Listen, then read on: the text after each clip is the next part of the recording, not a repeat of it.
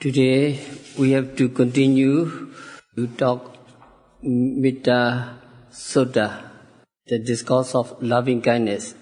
The 500 monks were practicing in the forested area and they were disturbed by the deities.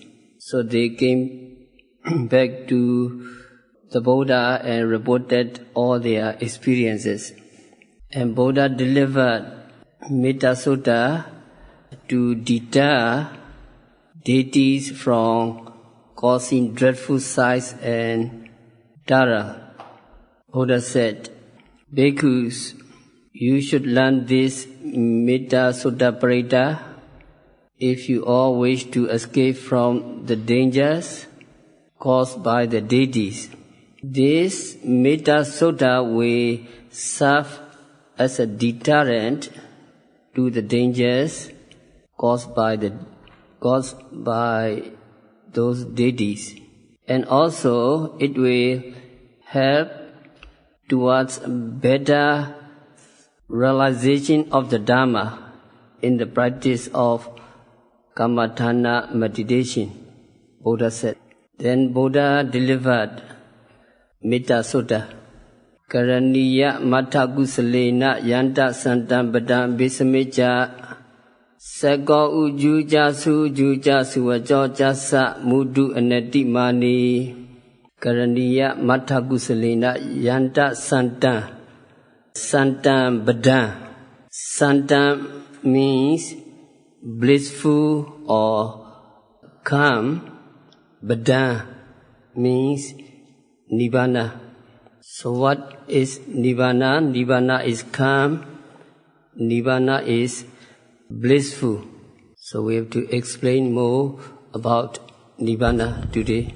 Whatever merit we have done, we wish for Nibbana. Idame sila megaphala jnanasa idame punya nibbanasa pacayo hodu. Whatever we do, charity or observing sila or meditation, we aim for Nibbana. It is the best, it is the highest, it is the greatest.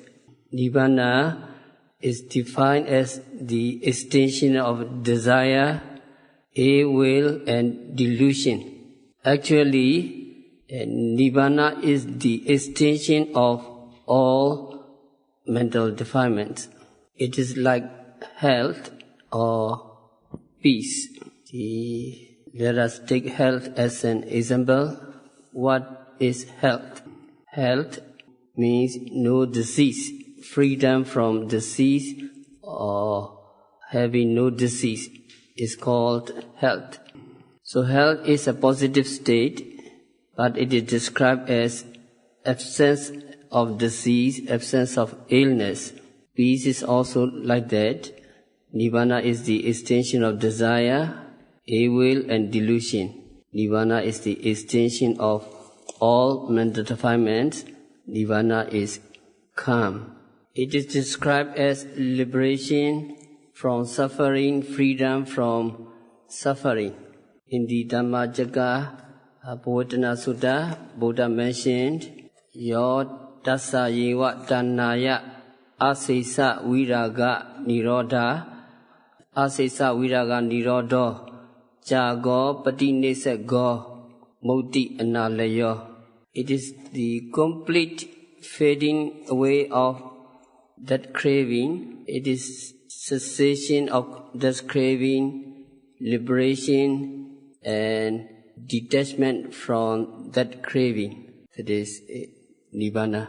When Buddha described Nibbana, he used the word not made. Not made means not made and unconditioned are the same. Along with the word asinkata. Akata means not made. Nibbana is definitely unconditioned. There is no condition for Nibbana. We cannot say Nibbana exists, because if we say Nibbana exists, we are saying it has a beginning and it must have an end. So it is said that Nibbana has no beginning and no end. Nibbana is unconditioned, and Nibbana is not composed of any component parts. Nibbana cannot be adequately described in everyday terms. There is the simile of the fish and the tortoise. A tortoise goes about on the land, he walks about on the land, then he went into the water and talked to the fish. The fish asked the tortoise, "My friend, what you had been doing on the land?" The tortoise replied, "My friend, I walked on the land and I saw trees, etc."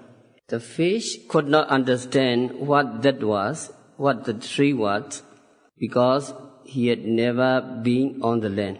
So if you see Nibbana, you will understand Nibbana. If we not see Nibbana, we cannot really understand what is Nibbana. And also Nibbana cannot be described adequately in everyday terms. It is totally out of this world. Always think in terms of this world. We always think in terms of existence. Many people think Nibbana is a place or some realm to go or to reach. If we really understand Nibbana is the extinction of all suffering, that means Nibbana is the extinction of the five aggregates. Nibbana is the extinction of mind and matter. Being may not want to go to Nibbana. According to the Pali text, Patisambhida Megha, we can differentiate Sankhara from Nibbana. Also Sankhara, the word you familiar. The word formation is the translation of Sankhara. Sankhara mean both producer and product. Something that produces other things is called sankhara, and something that which it produces, or something which is conditioned by it, is also called sankhara. So sankhara has at least two meanings: the maker and that which is made. So in the five khandhas, sankhara khandha, the volitional form aggregates, it means maker. It makes something.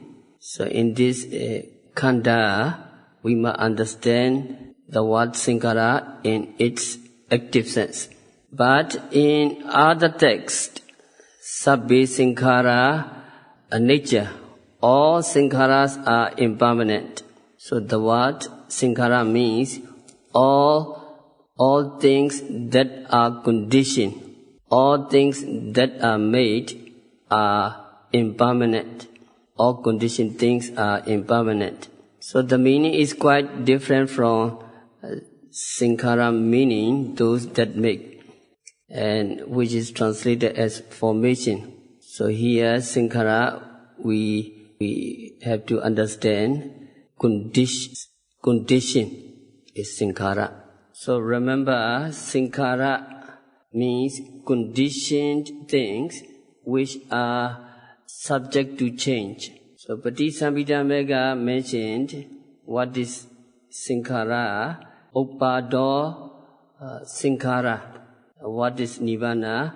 Nibbana is anuppado.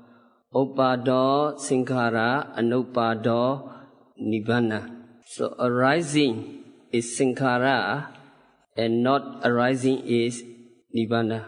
And it mentioned pavitta sankhara, apavitta Nibbana. Occurrence is sankhara. Non-occurrence is Nibbana. And it also mentioned nimitta sankhara, animitta Nibbana. The presence of signs is sankhara. the absence of sign is Nibbana. So some message of Nibbana need to remember. Follow my recitation. Uppado Sankhara. Uppado Sankhara. Uppado Sankhara. Uppado Sankhara. Anuppado Nibbana. Anuppado Nibbana. Uppado Sankhara. Uppado Sankhara. Anuppado Nibbana. Anuppado Nibbana. Arising is Sankhara. Not arising is Nibbana. Arising is Sankhara. Arising is Sankhara. Not arising is Nibbana. Not arising is Nibbana. Pavittan Sankhara. Avidan Sankhara. Pavittan Sankhara. Avidan Sankhara. Apavittan Nibbana. Avidan Nibbana. Occurrence is Sankhara. Occurrence is Sankhara. Occurrence is Sankhara. Occurrence is Sankhara. Non-occurrence is Nibbana. Non-occurrence is Nibbana. Non-occurrence is Nibbana. Non-occurrence is Nibbana. Nimittan Sankhara. Nimittan Sankhara. Animittan Nibbana. Animittan Sankhara. Nimittan Sankhara. Nimittan Sankhara. Animittan Nibbana. Animittan Sankhara. The presence of sight is Sankhara. Presence of sight is Sankhara. The presence of sight is Sankhara. Presence of sight is Absence of sight is Nibbana. Presence of sight is Nibbana. Absence of sight is Nibbana. So we can differentiate according to the Pali text Patisamhita Megha, what is Sankhara, what is Nibbana. So what yogi are noting, what yogi are observing? Yogi are observing Sankhara. Yogi are observing sitting, touching, standing, walking, stretching, etc. And also yogi are observing seeing, hearing, smelling, tasting, touching, etc. So all conditioned things, all objects yogi observe are Sankhara. Yogi want to attain Nibbana. Now yogi are observing Sankhara. Sankhara is arising. So you observe the rising of the abdomen. When it rises, it is Sankhara, and it disappears. Another rising of the abdomen arise. It is Sankhara, and you observe again, and it's Sankhara. So meditating yogi sees Sankhara. Meditating yogis know through their experience that every condition, every Sankhara come up afresh every time, and it get dissolved. Yogi note continuously the condition. Yogi note every object arising. Yogi observe presently arising object continuously. When yogi observe continuously and precisely, yogi reach the stage of Sankharupeka Jnana, the knowledge of equanimity. And that knowledge, Sankharupeka Jnana, develops, and yogi becomes aware of a state that is beyond the phenomena of arising and passing away. So it means that it has gone beyond Sankhara. A yogi comes nearer to Nibbana. So Sankhara is diametrically opposed to Nibbana. Sankhara and Nibbana are not agreeable. If Sankhara exists, Nibbana disappears. Where there is no arising, what it is? Where there is no arising, it is Nibbana. So it mentioned that Anuppado Nibbana. not arising is Nibbana. So where there is no arising, there is Nibbana, and where there is arising, there is no Nibbana. So you can see no light in the darkness and no darkness in the light. So when you reach Nibbana, there is no arising. And Pavittan Sankhara, Apavittan Nibbana. Occurrence is Sankhara and non-occurrence is Nibbana. So what is Pavittan?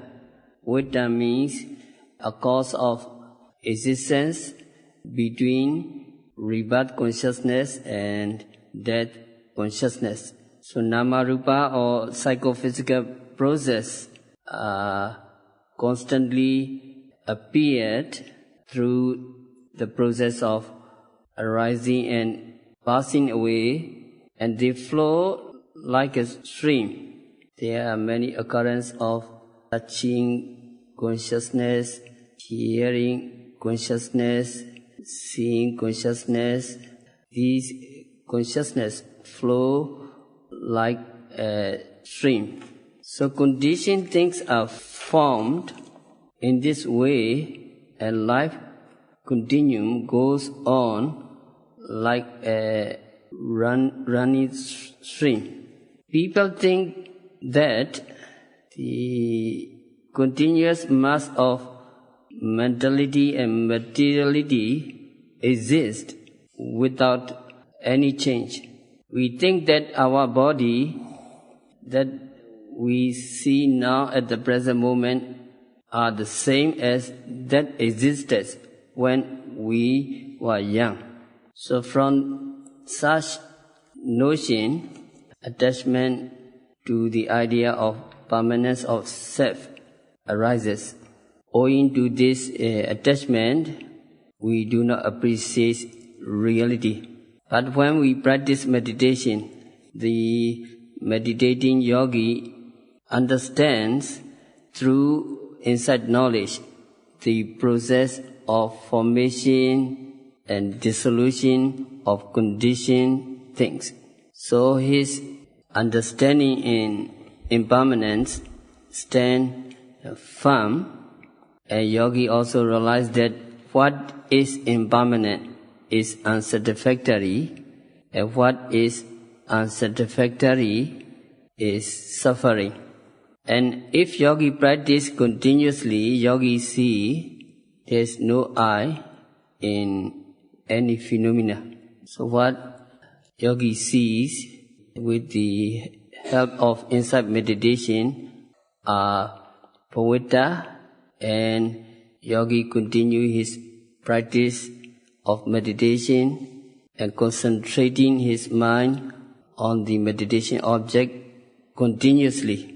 Yogi arrives at Sankarupika Jnana, knowledge of equanimity. Then yogi is inclined to the element of peace, where the streams of nama-rupa cease to flow. So nothing occurs at this stage. That is called apavitta. So here apavitta nibbana. It is nibbana where nama-rupa cease and non-occurrence of nama-rupa. So nimittan sankhara animittan nibbana. That means the presence of signs or conditioned things is sankhara, and absence of signs is nibbana. So nibbana is sightless. If we do not practice meditation, we believe that the objects that we see have definite shapes or forms or dimension. Even the practitioner yogi, in the beginning, they think in this way. But when we come to the center and we practice meditation seriously, and yogi note rising, falling, rising, falling. So in the beginning, the rising, falling of the abdomen is clear, and yogi practicing walking meditation, and the legs and the body is moving, they all clear. So it means that he is aware of the signs of the presence of conditioned things which are subject to change. These signs are sankhara. A yogi practices continuously, and when yogi attains a higher stage of insight knowledge, yogi note sitting,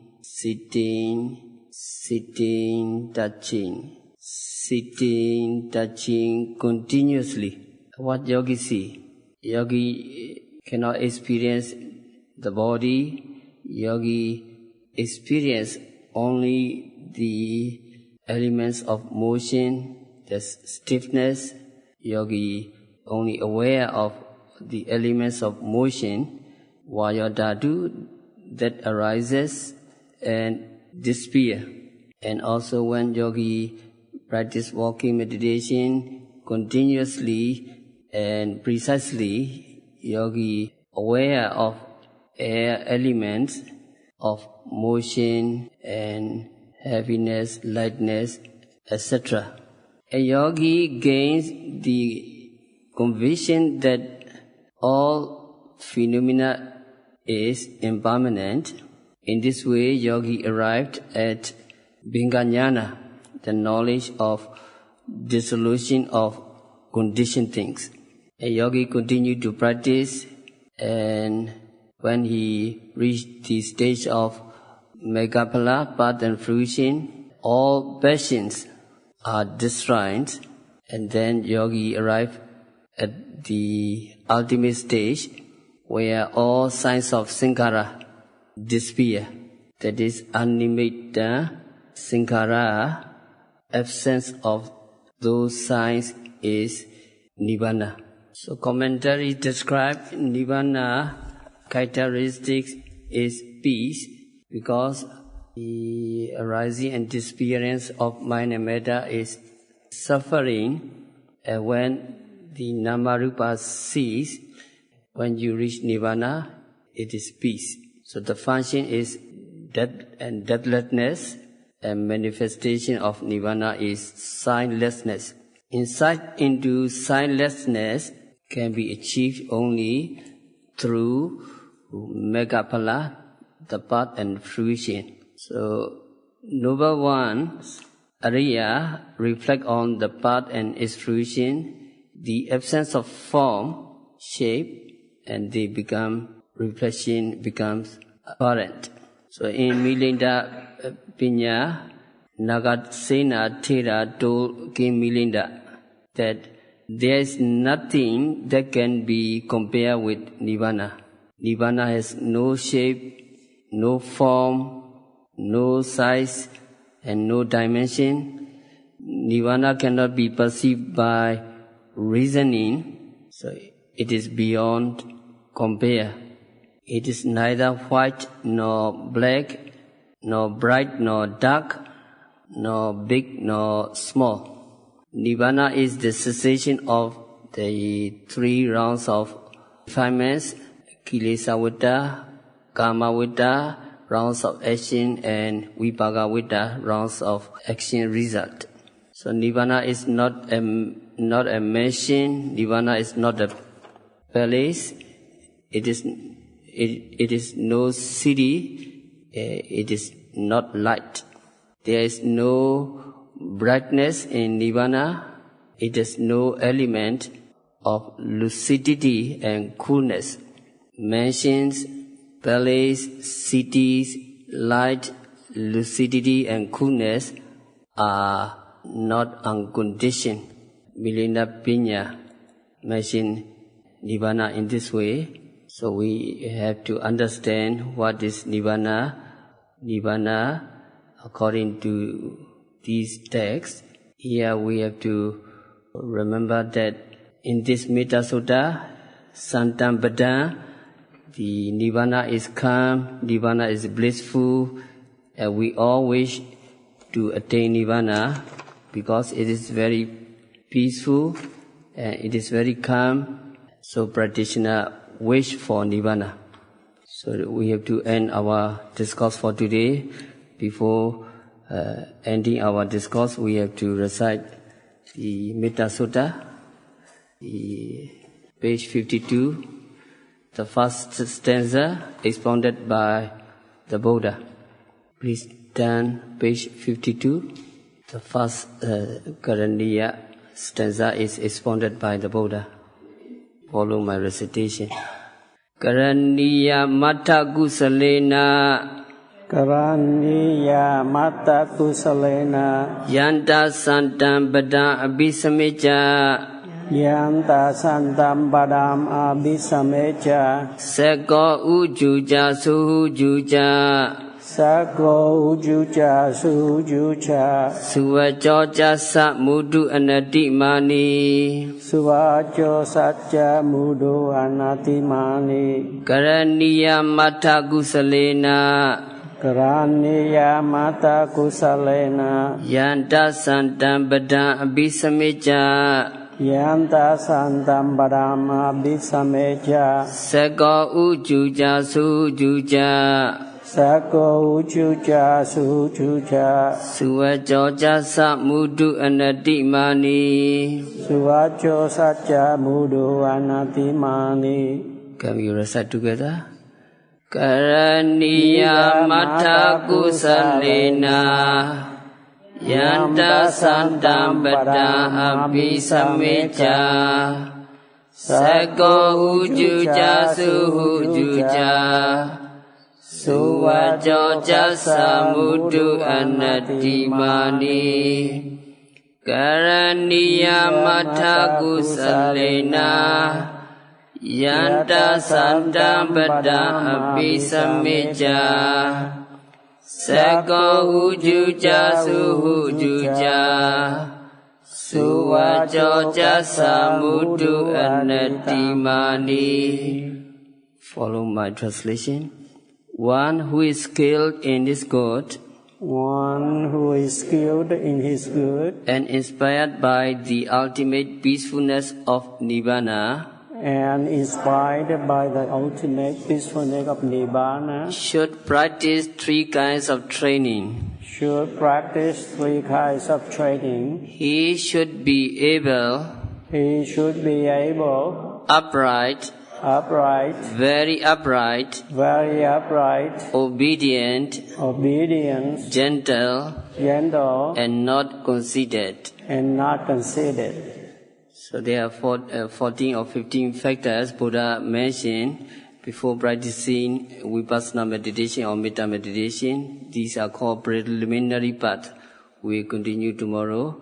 We have to end our discourse for today by practicing loving-kindness meditation, by observing every phenomena occurring at the six senses continuously and meticulously. May all practitioners attain ultimate peacefulness of Nibbana. May you all realize real